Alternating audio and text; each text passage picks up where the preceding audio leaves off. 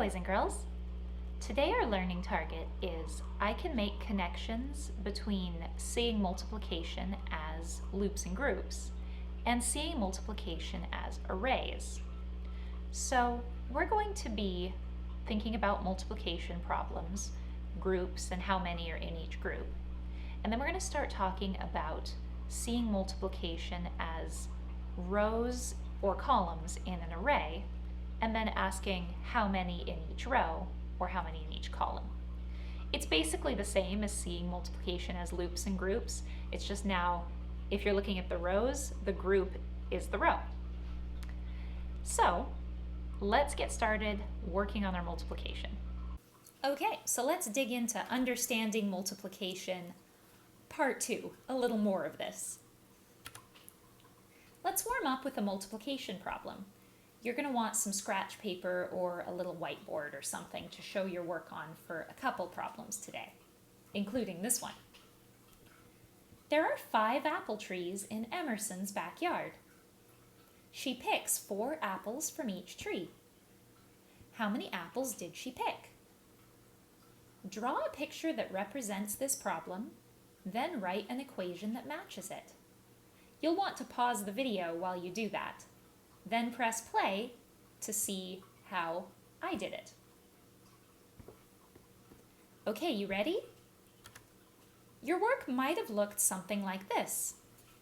I did circles for each of the 5 apple trees, and then in each circle I put the 4 apples that she picked. She picked 4 apples from every tree. 5 times 4 is 20. 5 trees times 4 apples from each tree is 20 apples in all.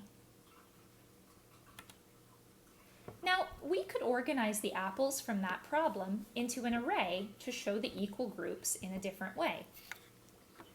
There are 5 rows with 4 apples in each row. Here's 1, 2, 3, 4, 5 rows, and 1, 2, 3, 4 apples in each.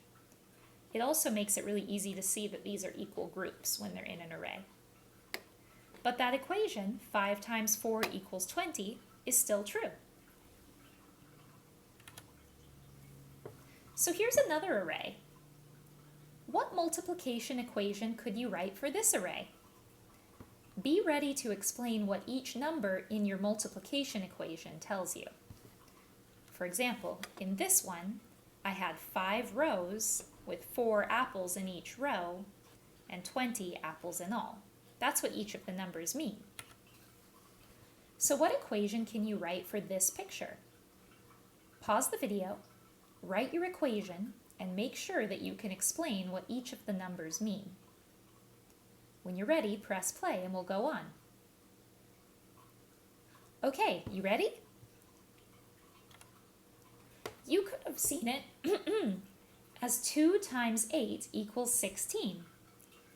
2 rows with 8 squares in each row and 16 squares in all. Here's 1 row, here's 2 rows, and each of the rows has 8 squares. But you might have looked at it as 8 times 2, and that still equals 16. But this way of looking at it was maybe you saw your groups going up and down in columns. 8 columns and 2 squares in each column, but still 16 squares in all. Both of these answers would be correct and they would match the picture. You can push the tiles in an array together to make a rectangle. What multiplication equation does this rectangle show? Write it down, then press play to see what we came up with. Ready? Well, if you looked at the rows, your equation could be 3 times 7 equals 21. There's 3 rows with the orange lines and 7 squares in every row. But maybe you looked at it with columns, the up and down parts. And if you did that, your equation could be 7 times 3 equals 21. 7 columns and 3 squares in each column.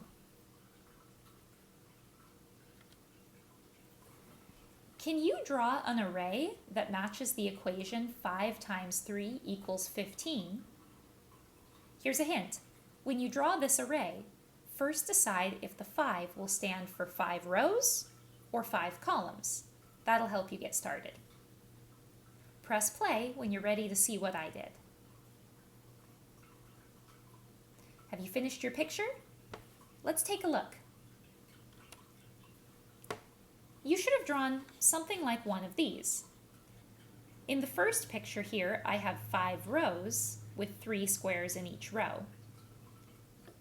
But if you decided you wanted 5 columns, you could have had your rectangle array like this. 5 columns with 3 squares in each column. Either one is correct.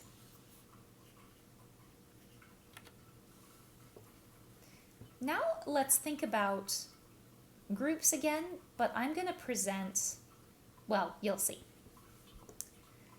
So first study this picture and think about what multiplication equation you would write to match the picture. Jot it down on your scratch paper. If you've got your equation ready, I'm going to present someone who made a mistake. So Travis looked at this picture and he wrote the equation 4 times 6 equals 24. That's probably different than what you wrote. What did Travis do wrong? Why was he confused here? Well, you probably noticed that there are 4 groups. 1, 2, 3, 4. Travis got that part right. But he says there's 6 cherries in each group. And 1, 2, 3, 4, 5, 6, 7. Uh-oh, this should say 4 times 7, not 4 times 6. Travis miscounted the cherries in each of the equal groups. Here's another thinking problem.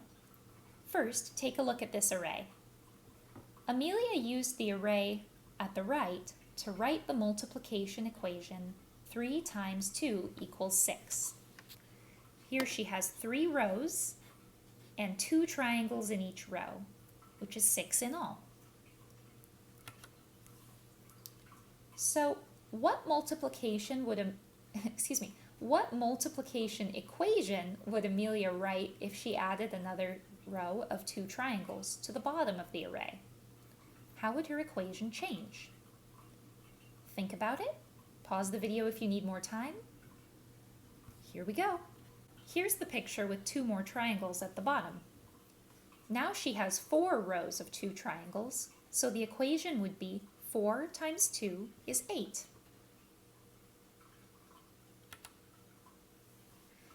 Look at this array again. How would it change if Amelia added 1 more triangle to each row? What multiplication equation would she write then? Pause the video if you need time to think. Here we go.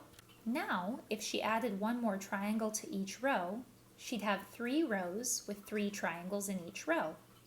So the equation would be 3 times 3 is 9. To show your thinking today, you're going to be doing some writing in a Google Doc. First, you're going to write a multiplication story problem that could be solved with the equation 9 times 4 equals 36. So I've written the equation for you, but down here, you need to type a story or a situation that has maybe 9 groups of something, or 9 rows, or 9 columns of something. You type your story problem down here. In the second problem, Tucker arranged these pennies into an array. Your job is to write a multiplication equation to match the array. It's sort of the opposite of the first problem. In this one, I've given you the picture in the story. And you need to write the equation. After you write your equation, use your words to tell what each of the numbers in your equation mean. For example, this equation does not match, but if I did 1 times 2 equals 2, I would need to tell what the 1 stands for, what the 2 stands for, and what the other 2 stands for.